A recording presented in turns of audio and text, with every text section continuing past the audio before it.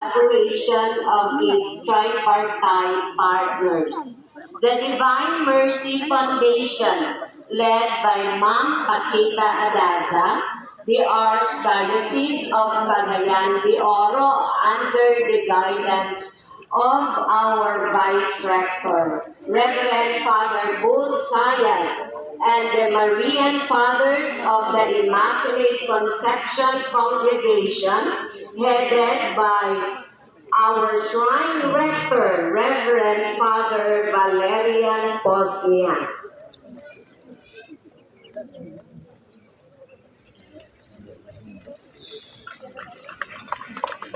We gratefully acknowledge the dedicated members of El Salvador City Incident Management Team, led by our City Mayor, Honorable Edgar S. Lignes, with his wife, Madame Joy Lignes, together with the incident commanders, safety and operation officers, and all those serving in planning, logistic, and administrative support.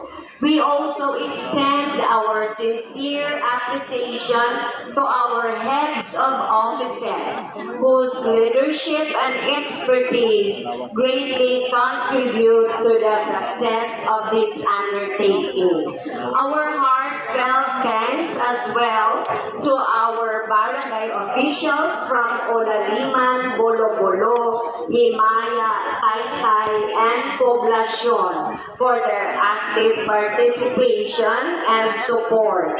Finally, we recognize and thank our partner agencies and volunteers from the Philippine Red Cross, Philippine Coast Guard, PNP, BFP, and all other responding units and civic organizations whose commitment to service and readiness truly make a difference. To all of you, thank you for your invaluable support, cooperation, and dedication. We greatly acknowledge the service of our liturgical ministers, the Divine Mercy Choir, our lectors, commentators, extraordinary ministers of the Holy Communion,